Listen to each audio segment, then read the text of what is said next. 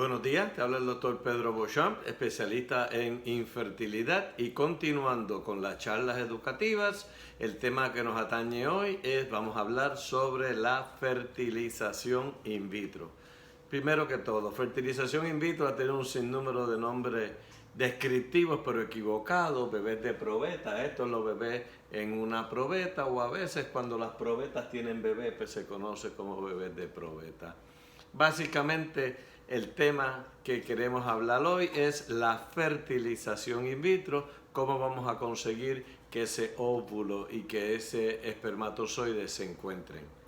Primero que todo, cuando una señora sale embarazada en la reproducción normal, el ovario produce un óvulo, lo expulsa, los espermatozoides van a haber ascendido hacia la trompa de falopio y se encuentran con el óvulo. El óvulo es fertilizado, se divide 2 células, 4 células, 8 células. Al tercer día entra al útero, a la etapa de mórula blastocisto, para entonces poderse implantar entre el quinto y el sexto día.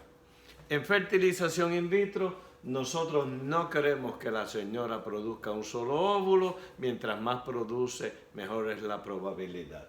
Vamos a sobreestimular los ovarios para que se produzcan, si posible, múltiples óvulos. El paciente promedio, menos de 40 años, va a producir 6 a 8 óvulos maduros en promedio. Bueno, ¿cuáles son entonces las indicaciones para llevar a cabo la fertilización in vitro? Primer paso, las primeras indicaciones: problemas en las trompas de falopio, factor masculino, cervical, endometriosis, infertilidad sin causa aparente, infertilidad de larga duración que ha perdurado, inmunológica no muy común, donación de óvulos y en parte también madre subrogada, y también para diagnóstico genético preimplantación. Primer paso, trompas de falopio, trompas que están ausentes, trompas que se han removido, embarazos ectópicos, hidrosalping, trompas dañadas, daño tubárico severo donde una cirugía no es aconsejable, o se hizo y no ha sido exitosa porque la trompa estaba muy afectada o porque había muchas adherencias. Muy común, problemas de contagio de los espermatozoides, contagios bajos, movimiento bajo, formas anómalas, ausencia de las trompas, que puede ser congénito, o cuando es por vasectomía también podemos ir a los testículos a extraer los espermatozoides. Moco cervical incorregible, el canal cervical muy estrecho, no permite que los espermatozoides puedan subir, y a pesar de que hayamos hecho inseminaciones, todavía un embarazo no ha ocurrido.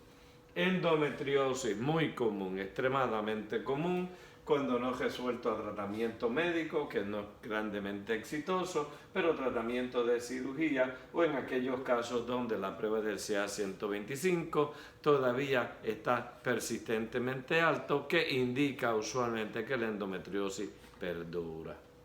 Bueno, hay otras indicaciones: infertilidad sin causa aparente, de larga duración, infertilidad inmunológica, cuando hay anticuerpos contra espermatozoides, etcétera, etcétera. La fertilización in vitro lleva 6 pasos principales. Uno de los primeros pasos es que vamos a querer estimular los ovarios para que se produzcan múltiples huevos. El ovario produce normalmente 1, máximo 2 óvulos, y la mayoría de los óvulos están esperando su turno para poder ser ovulados. Se hace un solo óvulo maduro usualmente, pero en la fertilización in vitro, por tratamientos médicos, vamos a querer, número 1, sincronizar los óvulos del ovario, número 2, producir múltiples de ellos en las etapas maduros, y número 3, tener la estrategia para que el cuerpo no me expulse los óvulos antes de tiempo. Vamos a ir monitorizando cómo se van desarrollando esos huevitos. Pruebas de sangre, queremos tratar de simular las curvas de las hormonas en la madre naturaleza, pero más importante, por sonografía, queremos evaluar cómo se van desarrollando por tamaño, cuando es que los huevitos van a estar, la mayoría de ellos, maduros. la capa del útero, el endometrio, se tiene que preparar para que la implantación sea exitosa. Y cuando ya tenemos el óvulo maduro, vamos a dar unos medicamentos, HCG, que es hormona de embarazo, que va a simular los cambios que ocurren en el cuerpo para la ovulación y va a causar que 30 y algo de horas más tarde el ovario vaya a querer expulsar los óvulos que ha producido. Y entonces nosotros vamos a querer remover esos folículos, esos huevitos de los folículos, los vamos a querer sacar antes de que el cuerpo los ovule. Anecdóticamente, en tiempos pasados, los óvulos se sacaban por la laparoscopía y se lo voy a enseñar nada más que porque sea descriptivo como se hacía anteriormente. Mirábamos por el ombligo, pues se introducía una agujita que aspiraba y aquí se colectaba el líquido folicular. Aquí vemos el ovario que se levanta, aquí estamos viendo un folículo, se pone una agujita hacia el ovario, se pincha el ovario y se va vaciando el líquido que está dentro del folículo. Hoy día, con los términos más modernos, ¿verdad?, con la técnica moderna, vamos a usar la sonografía vaginal. Y como los ovarios están justo detrás de la pared vaginal, por medio de sedación, sin hacer falta anestesia general, obviamente para que no duela, vamos con un sonograma vaginal en cada esquinita vaginal y con una aguja vamos a ir a remover los óvulos. Vamos con la sonografía bajo la guía del sonograma vaginal por vía transvaginal, vamos a llegar al ovario y con la guía vamos a ir aspirando los folículos y extraemos el líquido que vamos a sacar de los ovarios. Eso se examina bajo el microscopio y lo que vemos es esto.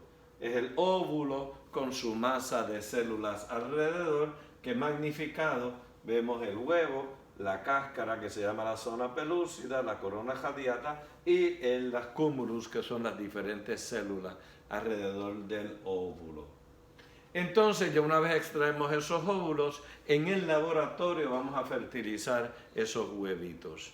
El laboratorio es clave esencial para el éxito del in vitro. Aquí tenemos el microscopio de disección, todo esto está en temperatura, control de gases, etcétera, etcétera. El microscopio de disección, la incubadora, extremadamente importante. La temperatura, el porciento de oxígeno, todo tiene que simular lo que pasa dentro del cuerpo.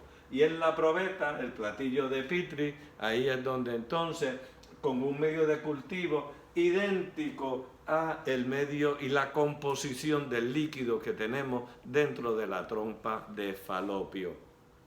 Los espermatozoides el esposo los colecta y el semen purito no va a fertilizar el óvulo, tiene que tener una reacción, se llama reacción acrosómica, en el cual el semen se prepara y se lava para poderlo en la probeta juntarlo con los huevitos. Y se pega a la superficie del óvulo y por pura fuerza se mete dentro del huevo y ocurre la fertilización y se divide el huevito en la primera división celular. A veces tenemos un contagio un poco disminuido y tomamos un solo espermatozoide y se lo introducimos dentro del óvulo, lo que se llama el ICSI, y un solo espermatozoide se inyecta dentro del huevo para ser fertilizado. Por lo tanto, esta técnica nos ayuda en pacientes que tienen contagio muy disminuido o la cáscara del óvulo extremadamente gruesa que no los deja pasar. Así se ve el huevo maduro, ¿verdad?, que ya ha expulsado su cuerpo polar. Y cuando el huevo ya está fertilizado el primer día, vemos estos dos circulitos. Este se llama el pronúcleo masculino y el pronúcleo femenino. Al segundo día ya se empiezan a dividir y a 2 células, 6 células, 8 células. Llegamos a la etapa de mórula al 4.º día y a la etapa de blastocisto al 5.º día de haberse fertilizado el óvulo. Una vez tenemos los óvulos, entonces lo próximo es ponérselos de regreso a la madre, ¿verdad? Transferencia. Se le hace lo que se llama el hatching, que se llama eclosión, que lo que se hace es que antes se le hacía por medio de una solución un rotito a la cáscara del óvulo. Ese rotito es para ayudarle y facilitarle al huevo a romper de su cascarón. Hoy día se hace con el láser y el propósito es el mismo, un área de debilidad en la cáscara del huevito para que sea más fácil que salga y se pueda adherir al útero. Usamos un catéter de transferencia que se puede ver por sonograma y vamos a, bajo la guía de un sonograma, a depositar dentro del útero los embriones, colocándolos por vía vaginal hasta la parte superior de la matriz. ¿Cuánto vamos a querer poner? Esto cambia cada año, cada 2 años. La última recomendación de la Sociedad Americana de Medicina Reproductiva es que se transfieran hasta un máximo de 2 embriones. Pero si hay pronóstico favorable, uno menos. Un pronóstico favorable es la mujer que se está haciendo su primer in vitro, la señora que ha tenido embarazo previamente o la señora que le sobran embriones para guardarse congelados. Si ponemos un solo embrión, el porciento de embarazo en mujeres menos de 35 años es prácticamente idéntico que poner 2. Pero la posibilidad de embarazo múltiple es mucho más baja con uno que poniendo 2 embriones. Y particularmente si es un embrión normal. Hay veces que no queremos poner ningún embrión si tenemos un estrógeno demasiado alto, donde la señora se puede sobreestimular, muchos folículos o la capa del útero no se me ha preparado, la progesterona está muy alta, hay un riesgo de que el ovario se sobreestimule, endometriosis o si vamos a hacer estudios genéticos. En el 78 nació la primera bebé de in vitro, Baby Louise Brown. Tuve la oportunidad de compartir con ella hace 2 años en el Congreso de Fertilidad de los Estados Unidos. Nuestro primer bebé nació el 31 de mayo del 86, Arlene.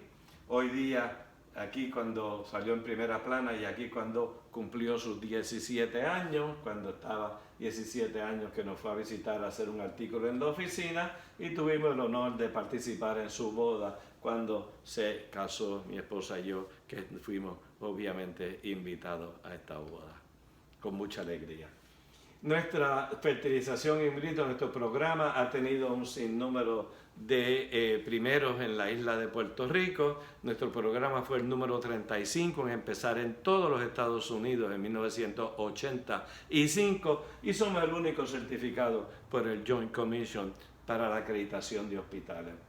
En el 2015-2017 logramos una posición muy buena, mujeres de menos de 35 años, la posición número 3 en los Estados Unidos, 24 entre 35 y 37 y la posición número 7 en señoras más mayorcitas.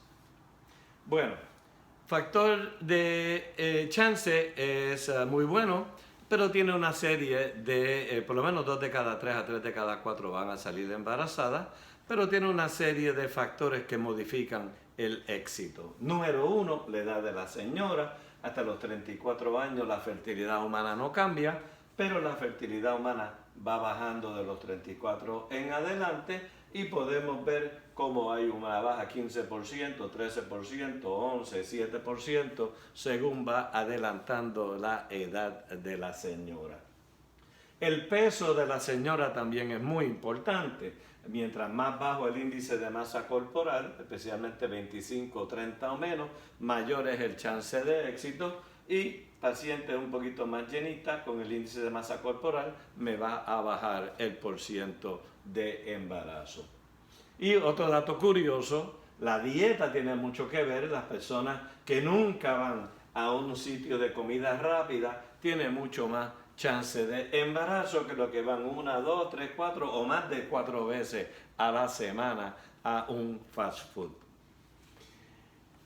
Hoy día una de las técnicas importantes es la biopsia de los embriones para el diagnóstico genético implantación. Al quinto día se le hace una biopsia, se le remueven unas cuantas células al embrión, se manda a analizar para tener estudios cromosómicos genéticos que nos dicen que el bebé venga saludable y que la paciente, la señora, se está poniendo un embrión de muy buena característica. Y el chance de embarazo poniendo un embrión normal aquí en verde es más alto que poniendo dos embriones que no se han probado, no importa la edad de la señora.